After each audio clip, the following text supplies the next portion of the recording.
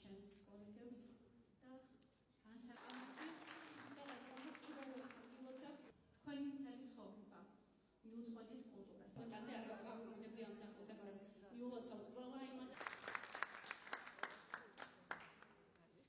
პროფესორებით ძალიან დამსახურებულ არაერთი მნიშვნელოვანი წარმატება და რაც შეიქმნება, რაც იქნება ხელმისაწვდომი, რა თქმა უნდა, მოხმარდება. შოთა სოლომონიძე, უხუცესთა ანსამბლ ბერმუხას წევრი ოთარ კახიძე. ჩვენ ვცდილობთ მთელი წლის განმავლობაში მაქსიმალური ყურადღება მივაქციოთ ჩვენს სფეროში მოღვაწე წარმატებულ ადამიანებს და დღევანდელი დღე არის გამორჩეული ამ კუთხით.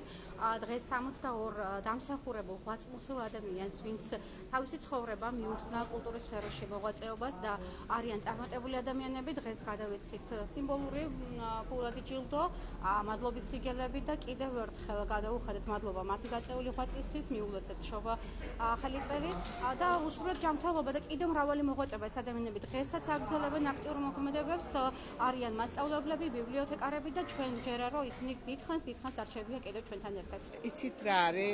სიყვარული არის ჯილდო, რომელიც უნდა მოიპოვო.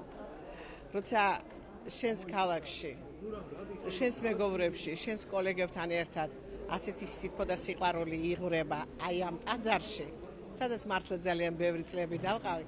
ნამდვილად სასიამოვნოა და მე მიხარია რომ დღევანდელ დღეს აი ესეთი სითბოთი და ესეთი სიყვარულით მოგვილოცეს და ეს არის მადლი და სიკეთე ალბათ და ეს არის დაფასება. ძალიან დიდი მადლობა და მე ვფიქრობ რომ წეღან ვთქვი რომ ეს არის ჯილდო მეთქი და მე ეს ალბათ მოვიპოვე. დარგი ფერადი მინა და ბროლი ბათუმის ქიმიურ ქარხანაში რომ შეიქმნა ცეხი, მაგ შევქენი მე 42 ნამუშევარი, რომელიც იმ პერიოდში, აი 70-იან წლებში, თითქმის ყველა ოჯახში იყო ის ჩემი საავტორო ნამუშევარი. დღევანდელი დღე ცხოვრებაში ნახევარი ცხოვრება ალბათ გადავლახე უკვე 70 წლის ვარ და წინ რაც მაქვს ვეცდები კიდევ ბავშვებს მევსახურო, ვასწავლო ხატვა, შევაყვარო ეს ხატვა და